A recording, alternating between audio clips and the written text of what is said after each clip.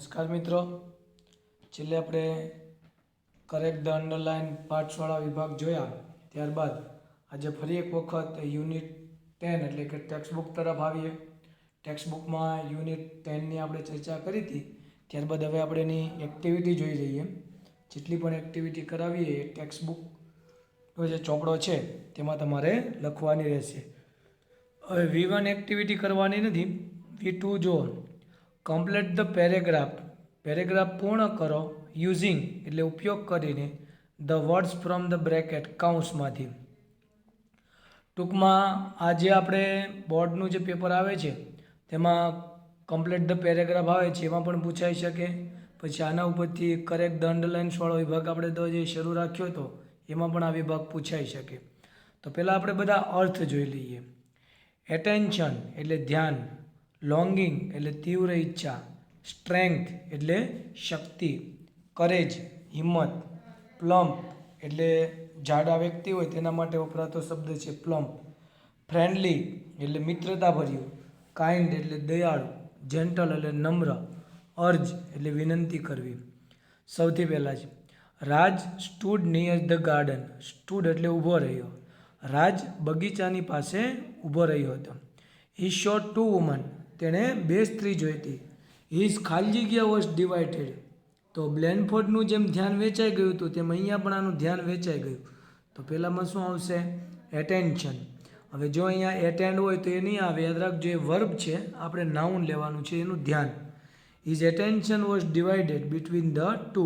બે વ્યક્તિની વચ્ચે. Both were young and beautiful. બંને સુંદર અને દેખાવડી હતી. But the one who was always with him in every situation.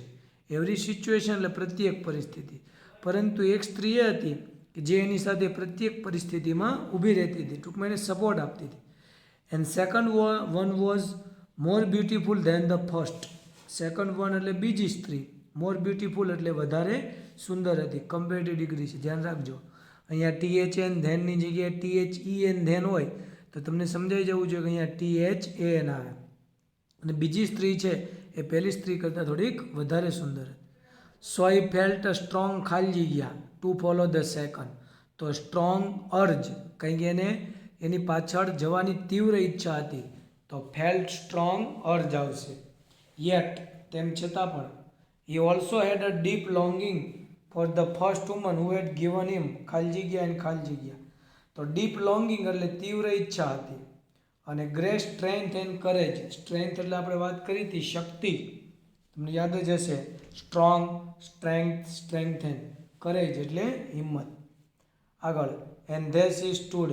અને તેણી ત્યાં ઊભી હતી. He could C that. તે જોઈ શકતો હતો. હર પેલ પ્લમ ફેસ. ટૂંકમાં તમે જો આપણે આ યુનિટની 10મા યુનિટમાં ધ્યાન રાખ્યું હોય તો 10મા યુનિટ ઉપરથી જ બધા શબ્દો આવેલા છે. Pale plump face was kind and gentle. Her grey eyes were warm and ખાલી જગ્યા.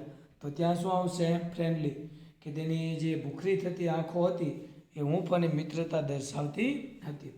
તો આ હતી એક્ટિવિટી નંબર 1. હવે ત્યારબાદ છે V3. Put the word forms. શબ્દ અથવા શબ્દનું સ્વરૂપ મૂકો at the proper place. Proper place એટલે યોગ્ય જગ્યાએ. To frame a meaningful sentence. Meaningful એટલે યોગ્ય વાક્ય. હવે આગળ પણ આપણે ચર્ચા કરી હતી વિદ્યાર્થી મિત્રો કે જ્યારે કોઈ પણ વર્બ હોય, વર્બ એટલે ક્રિયાપદ, ક્રિયાપદ હોય તો એ કરતા પછી તરત જ મૂકીએ છીએ. નાઉન હોય તો એ કર્મના સ્થાને એટલે કે ત્રીજા સ્થાને હોઈ શકે. એડવર્બ એટલે કે ક્રિયા વિશેષણ હોય તો એ હંમેશા વાક્યની છેલ્લે હોઈ શકે. બરાબર? તો અહીંયા આવી આવી જગ્યાઓ શોધી અને તમારી વાક્યમાં યોગ્ય જગ્યાએ શબ્દ મૂકવાનો છે. Put the sine to show proper place. યોગ્ય જગ્યા સાઇન મૂકો, જે અહીંયા અપવર્ડનું ચિહ્ન આપેલું છે તે. એની જગ્યાએ આપણે તો શબ્દ જ મૂકવાનો છે. રુસ્તમ ખાલી જગ્યા to go to his uncle's house as he does not like him. રુસ્તમને તેના કાકા ગમતા ન હતા તો એને ત્યાં જવામાં ખચકાહટ અનુભવતો હતો. તો હેસિસ્ટેટના સિમ્પલ પ્રેઝન્ટ ટેન્સ છે એટલે આપણે એસ લગાવશું. તો Rustam hesitates to go to his uncle's house as he does not like him. આગળ માય રિઝલ્ટ વોટ ડિક્લેર. મારું પરિણામ જાહેર કરવામાં આવ્યું એન્ડ ઇટ ખાલી જગ્યા મી, તો ડિસઅપોઇન્ટ હતાશ કર્યું, તો અહીંયા પણ વર્બ મૂકશો એન્ડ પછી. તો માય રિઝલ્ટ વોઝ ડિક્લેર, મારું પરિણામ જાહેર કરવામાં આવ્યું એન્ડ ઇટ ડિસઅપોઇન્ટેડ મી, અને તેને મને હતાશ કર્યો. હવે આપણે તો અહીંયા સાચું વાક્ય છે ને એ જ આખું લખી નાખવાનું છે. બીજી એક બાબત નોંધજો, અહીંયા એન્ડની આગળ ડિક્લેર છે તો પાછળ પણ ભૂતકાળનું રૂપ જ આવશે. જો અહીંયા વિલવાળું રૂપ હોત તો પાછળ પણ તમે વિલવાળું રૂપ લખવાનું થતું હોત તમારે. વર્તમાન કાળ હોત તો વર્તમાન કાળ. અહીંયા ડિક્લેર છે એટલે ડિસએપોઇન્ટ મી, ભૂતકાળ. આગળ એટ નાઇટ, રાત્રિ દરમિયાન, a lion me but I was not scare, સિંહ મારી બાજુમાંથી પસાર થયો પરંતુ હું ગભરાયો નહીં. તો પાસ બાય શબ્દ સમૂહ આખો યાદ રાખજો, પાસ બાય. તો at night a lion pass by, ઈડીવાળું રૂપ, કારણ કે બટની પાછળ ભૂતકાળ છે એટલે આગળ પણ ભૂતકાળ. પાસ બાય, તો લાયન અને મી છે એની વચ્ચે આપણે લખશું પાસ બાય, ની બાજુમાંથી પસાર થયો. આગળ yesterday there was a fatal accident, fatal એટલે ઘાતક, ભવ્ય, ખૂબ જ કરુણ, on the state highway near Bhavnagar. ગઈકાલે ભાવનગર નજીક સ્ટેટ હાઈવે પર એક ખૂબ જ ઘાતક એક્સિડન્ટ થયું. My friend N accident and died on the spot, મારો મિત્ર, તો મીટ વિથ એનું ભૂતકાળનું રૂપ થશે મેટ વિથ. તો આખું વાક્ય, કારણ કે ભૂતકાળ શા માટે લખવાનું, and died on the spot, spot એટલે જગ્યા ઉપર, તો એન્ડ પછી સિમ્પલ પાસ્ટ ટેન્સ છે તો આગળ પણ મીટનું શું થશે મેટ. એક્સિડન્ટમાં એક્સિડન્ટને ભેટી આવો એટલે મેટ વિથ, મીટ વિથ. તો આખું વાક્ય, yesterday there was a fatal accident on a state highway near Bhavnagar, my friend met with an accident and died on the spot. આગળ ધ ચીતા ક્રોલ સાયલેન્ટલી, ચિત્તા શાંતિથી સરક્યો. હવે અહીંયા સાયલેન્ટલી છે ને એની જગ્યાએ સાયલેન્ટ હોય તમને ખ્યાલ આવે, સાયલેન્ટલી આ. ક્લોઝર ટુ ઇટ્સ પ્રે, શિકાર તરફ, and it and caught it. તો આખું વાક્ય લેફ્ટ એટલે કૂદકો માર્યો, લીપ એટલે કૂદકો મારવું. તો cheetah crawl silently closer to its prey, lift on it, તેના ઉપર કૂદકો માર્યો, એન્ડ કોટ ઇટ, અને તેને પકડી લીધો.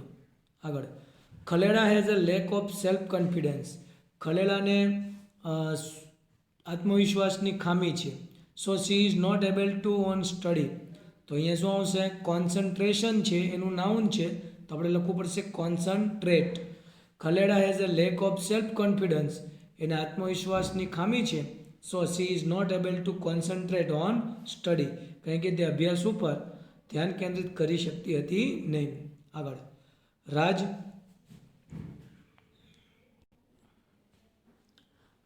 took part in the elocution competition.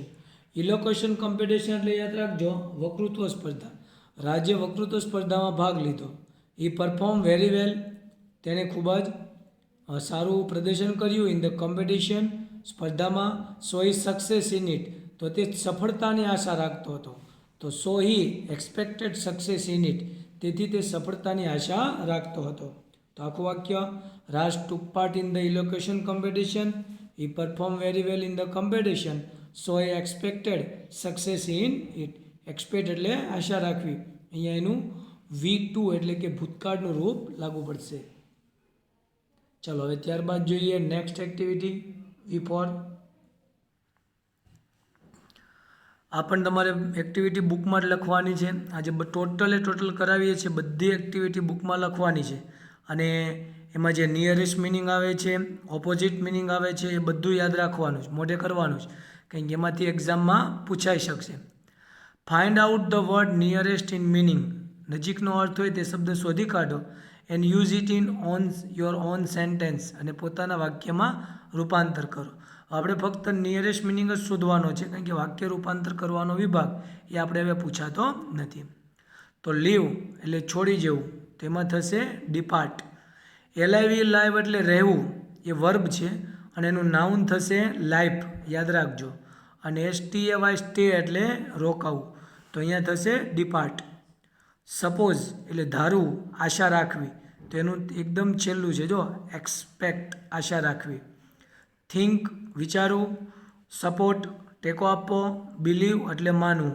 અને આગળ પણ આપણે ચર્ચા કરી હતી બિલીવ સાથે આવશે પ્રેપોઝિશન ઇન, બિલીવ ઇન. ત્યારબાદ પ્રીટી તો તમને ખ્યાલ જ છે, બ્યુટીફુલ, સુંદર. છોકરી હોય ને કોઈ છોકરી તો એના માટે પ્રીટી શબ્દ વપરાય, સી ઇઝ વેરી પ્રીટી અથવા સી ઇઝ વેરી બ્યુટીફુલ. પણ જો છોકરો હોય તો એ રાખજો હેન્ડસમ. અગલી એટલે તમને ખ્યાલ છે કદરૂપું. આગળ સાઇટ એટલે દ્રષ્ટિ તો એનું થશે વિઝન. એસઆઈટી સાઇટ તો જગ્યા, સ્થળ. આગળ ટાઈટ એટલે મજબૂત અને શોર્ટ એટલે માંગણી કરવી. પાંચમું ફીલ અસેમ એટલે શરમ અનુભવી તો એનું થશે ફીલ ગિલ્ટી. ગિલ્ટી એટલે અપરાધ ભાવના અનુભવી, શરમ અનુભવી. ફીલ સેડ એટલે દુઃખ અનુભવવું. ફીલ હેપી એટલે સારી બાબત અનુભવી. ફીલ ગુડ એટલે સારું અનુભવવું. તો ફીલ એસેમનું આવશે ફીલ ગિલ્ટી. તો એક્ટિવિટી થઈ V4.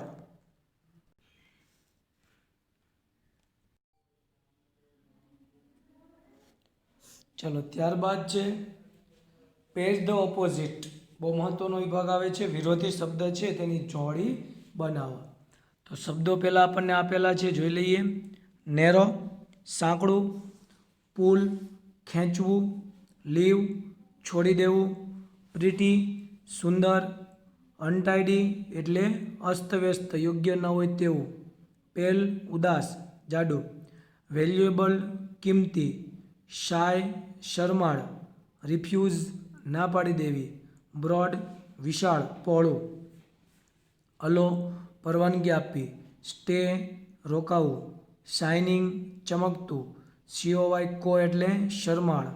ડ્રેગ, ખેંચવું. પુશ, ધક્કો મારવો. અગલી, કદરૂપું. ચીપ, સસ્તું. ક્લીન, ચોખ્ખું. વિશ, ઈચ્છવું. વોન્ટ, ઈચ્છવું. અને લોંગિંગ એટલે ઈચ્છા, તીવ્ર ઈચ્છા. ચાલો તો આમાં આપણને અમુક એક જોડી આપેલી છે સેમ્પલ. નેરો તો સાંકડું તો એનું શું થાય બ્રોડ. તેવી બીજી કેટલીક જોડી આપણે અહીંયા દર્શાવેલી છે, તમે જોઈ શકો છો. પુલ એટલે ખેંચવું. કાચના દરવાજા ઉપર તમે લખેલું હોય, ઘણી વાર જગ્યાએ જોયેલું હોય, પુલ એટલે ખેંચો તો એનું થાય પુશ એટલે ધક્કો મારવો. અનટાઈડી તો ક્લીન અથવા ટાઈડી, સ્વચ્છ. લીવ, છોડી જવું તો એનું થાય સ્ટે, રોકાવું. વિશ, ઈચ્છા તો લોંગિંગ. પ્રીટી, અગલી. રિફ્યુઝ, ના પાડવું તો એક્સેપ્ટ, સ્વીકારવું. પેલ, ઉદાસ, ફિક્કું તો એનું થશે શાઇનિંગ, ચમકતું. શાઇનિંગનું પછી ડીમ પણ લખેલું છે, અમુક શબ્દો બહારના આપેલા છે. વેલ્યુએબલ તો એનું થશે ચીપ. ચલો તો આ રીતે આમાંથી ઉપરથી જે વિરોધી શબ્દની જોડી આવે એ તમારે લખવાની રહેશે.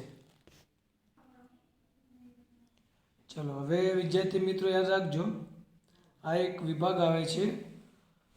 Here are some proverb. Proverb એટલે યાદ રાખજો કહેવત. ફરીથી પ્રોવર્બ એટલે શું થશે કહેવત, અને એનું નિયરેસ્ટ મિનિંગ થશે સેઇંગ, SAYING. સેઇંગ એટલે પણ કહેવત. હવે અહીંયા તમે જોઈ શકો 1 થી તે લઈને 10 અલગ અલગ કહેવત આપેલી છે ઇંગ્લિશની, અને સામે એનું મિનિંગ મેચ, કયો એનો અર્થ થાય છે તેની સાથે આપણે જોઈન્ટ કરવાનું છે. તો સૌથી પહેલાં આપણે એનો મિનિંગ મેચ એટલે કે જેના અર્થ છે ને એ વાંચી જઈએ અને એનું ભાષાંતર કરી જોઈએ. ત્યારબાદ આપણે એને કહેવત સાથે સરખાવવાનો પ્રયત્ન કરીએ. પહેલું છે if many people participate in a task. If એટલે જો, મેની પીપલ એટલે ઘણા બધા લોકો, પાર્ટિસિપેટ એટલે ભાગ લે છે, ઇન અ ટાસ્ક એટલે કાર્ય, ટાસ્ક એટલે યાદ રાખજો કાર્ય. જો ઘણા બધા લોકો કોઈ એક કાર્યમાં ભાગ લે તો the task will not be done properly. કાર્ય યોગ્ય રીતે થઈ શકતું નથી. હવે જો આપણે લેંગ્વેજ ફંક્શનમાં વાક્ય આવે તો યાદ રાખજો, આને કહેવાય ડિસ્ક્રાઇબિંગ કન્ડિશન એટલે શરત બતાવી. અને ભૂલ સુધારણાવાળા વિભાગમાં છેલ્લે પ્રોપર હોય તો તમારે પ્રોપરલી કરવાનું, કારણ કે યોગ્ય રીતે. અને ઇફ વાળું વાક્ય હોય એટલે એની સાથે સિમ્પલ પ્રેઝન્ટ ટેન્સ અને પાછળ જે છે એ સિમ્પલ ફ્યુચર ટેન્સ. કે જો ઘણા બધા લોકો કોઈ એક કાર્યમાં ભાગ લે છે તો કાર્ય બરાબર થઈ શકતું નથી. આગળ બીજું, it is natural for a man to make mistake. કે ભૂલ થાય એ માણસ માટે સ્વાભાવિક છે, માણસ માત્ર ભૂલને પાત્ર, આપણે જે કહેવત છે ને એની સાથે છે. It is a natural for a man to make mistake. કે ભૂલો થાય માણસથી એક સ્વાભાવિક છે. આગળ સ્ટુડન્ટ બી બિઝી, વિદ્યાર્થીએ કાર્યરત રહેવું જોઈએ. વિથ ધ વર્ક, પોતાના કામમાં. So they will stay out of trouble, કે જેથી તે મુશ્કેલીમાંથી દૂર રહી શકે.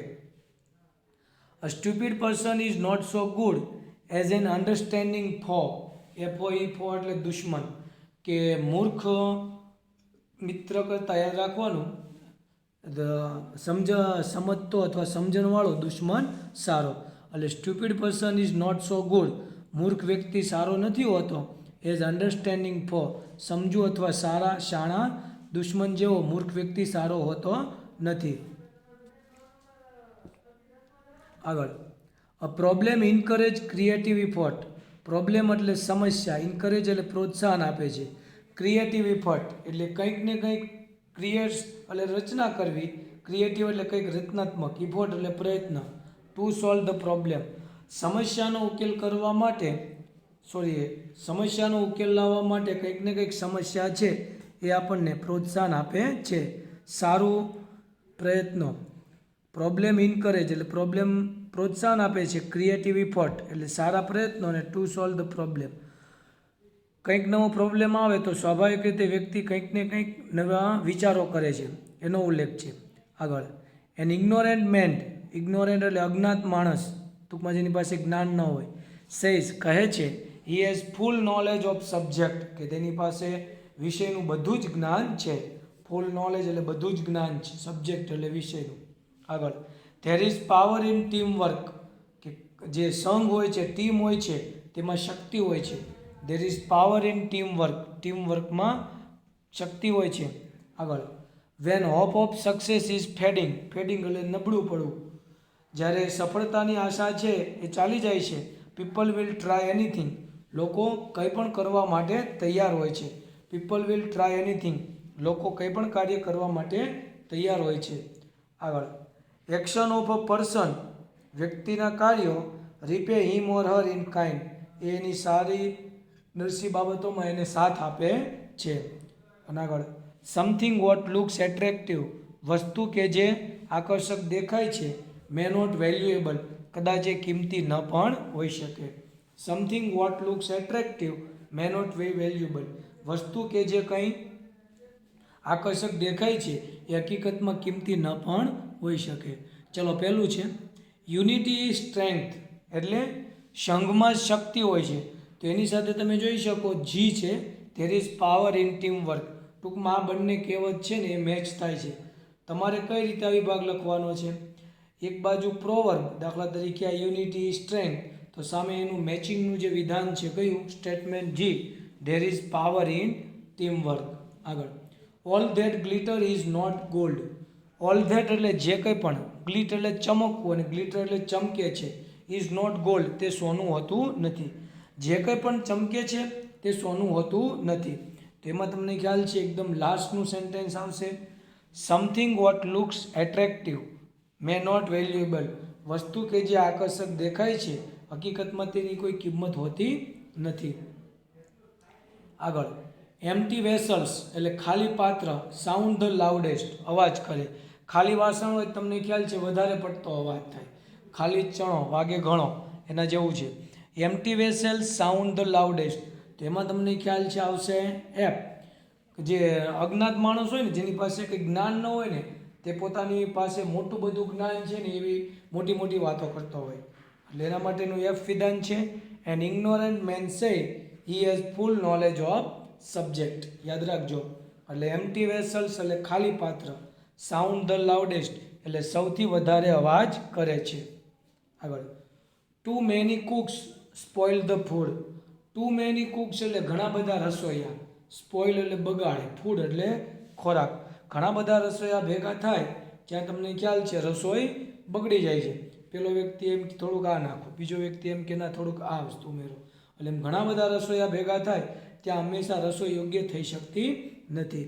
તો ચોથામાં આવશે A, if many people participate in a task, જો ઘણા બધા વ્યક્તિઓ એક કાર્યમાં ભાગ લે છે, the task will not be done properly, તો પછી આ કાર્ય છે યોગ્ય રીતે થઈ શકતું નથી. આગળ, પાંચમું, એઝ યુ સો, જેવું તમે વાવો, સો શેલ યુ રીપ, તેવું તમે લણો. જેવું તમે વાવો છો તેવું તમે લણો છો. તો એમાં આવશે I. Action of person repay him or her in kind, કે વ્યક્તિએ જેવા કાર્યો કર્યા હોય, તમે કોઈ પણ વ્યક્તિ સાથે જો તમે બીજા કોઈ વ્યક્તિને એની નબળી પરિસ્થિતિમાં અથવા દુઃખની પરિસ્થિતિમાં એની મદદ કરી હોય, તો તમારી જ્યારે નબળી કે ખરાબ પરિસ્થિતિ આવે ત્યારે તમને એ મદદ કરે છે. એટલે એનો ઉલ્લેખ છે. As you sow shall you reap. આગળ, અ વાઇઝ એનિમી ડાયો દુશ્મન is better than a foolish friend, મૂર્ખ મિત્ર કરતાં ડાયો દુશ્મન સારો. ચાલો, તો આમાં પણ હમણાં આપણે ચર્ચા કરી જ ગયા. D, a stupid person is not so good as an understanding foe. ત્યારબાદ, અ ડ્રાઉનિંગ મેન એટલે ડૂબતો માણસ કેચીસ અ સ્ટ્રો એટલે તણકલું. ડૂબતો માણસ છે એ તણકલું પકડે, મતલબ કોઈ વ્યક્તિ કે ડૂબી જતો હોય, મુશ્કેલીમાં હોય, તો એ કોઈ પણ વસ્તુ ટ્રાય કરે છે. હવે પાણીમાં જ્યારે માણસ તણાઈ જતો હોય ત્યારે તણકલું પકડવાથી એ બચવાનું નથી. એને પણ ખબર છે, પોતે શુદ્ધ બુદ્ધમાં હોય એને ખ્યાલ જ હોય છે, પણ તેમ છતાં પણ એ કોઈ પણ વસ્તુ કરવા માટે પ્રયત્ન કરી શકે છે. તેમાં આવશે એચ, કે જ્યારે સફળતાની બધી બાબત ચાલી ગઈ હોય છે ત્યારે વ્યક્તિઓ પીપલ વિલ ટ્રાય એનીથિંગ, લોકો કંઈ પણ વસ્તુનો પ્રયત્ન કરી લે છે. આઠમું, ટુ એરર ઇઝ હ્યુમન એટલે માણસ માત્ર ભૂલને પાત્ર. તેમાં આવશે B, it is natural for a man to make mistake, ભૂલો થાય એ એક સ્વાભાવિક ઘટના છે. આગળ, એન આઈડિયલ માઇન્ડ એટલે નવરું મન, ખાલી કામ, કોઈ પણ વ્યક્તિ પાસે કામ ન હોય ને આઈડિયલ માઇન્ડ કહેવાય. Is a devil shop, devil એટલે રાક્ષસ, શેતાન. વર્કશોપ એટલે કાર્યશાળા છે. ખાલી મગજ, નવરું મગજ છે ને, કોઈ પણ વ્યક્તિ પાસે કામ ન હોય એ હકીકતમાં રાક્ષસોના વિચારની કાર્યશાળા છે. ટૂંકમાં વિદ્યાર્થી મિત્રો યાદ રાખજો, જ્યારે તમારી પાસે કંઈ કામ ન હોય ને તમે એકલા બેઠા હોય ને ત્યારે તમને બહુ નકામા ડેન્જર વિચાર આવતા હોય. એનો ઉલ્લેખ છે કે નવરો માણસ છે એ શેતાનના વિચારોનું ઘર છે. તેની અંદર આવશે C, student should be busy with the work so they will stay out of trouble, વિદ્યાર્થીઓએ હંમેશા કંઈક ને કંઈક કાર્યરત રહેવું જોઈએ કે જેથી તેઓ મુશ્કેલીથી દૂર રહે. અને છેલ્લું, necessity is the mother of invention, necessity એટલે જરૂરિયાત, યાદ રાખજો. નેસેસિટી એટલે જરૂરિયાત, મધર એટલે માતા, ઇન્વેન્શન એટલે શોધખોળ. ટુ ઇન્વેન્ટ એટલે શોધ કરવું અને એનું નાઉન થશે ઇન્વેન્શન, કે જરૂરિયાત છે એ શોધખોળની જર્ની છે. તેમાં આવશે E, a problem encourage creative effort to solve the problem, કે કોઈ પણ સમસ્યા આવી હોય તેનો ઉકેલ કરવા માટે નવા યોગ્ય પ્રયત્નોની શોધ થાય છે. ચાલો, તો હવે આજે જેટલી પણ આપણે એક્ટિવિટી કરાવીએ છીએ એ બધી એક્ટિવિટી તમારે બુકમાં એકવાર લખવાની રહેશે. અસ્તુ.